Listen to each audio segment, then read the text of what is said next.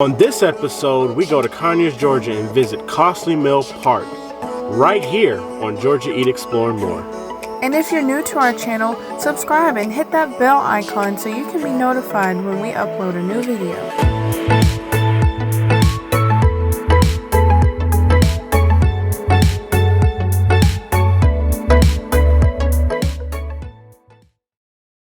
What's up, guys? DJ, Summer, Amani, and her boyfriend Lewis. We're at Costley Mill Park in Conyers, Georgia. This place is very popular on Facebook, so we wanted to do it for a while. There's a nice mill trail out here. We hope you enjoy this video. Let's go check out Costley Mill Park.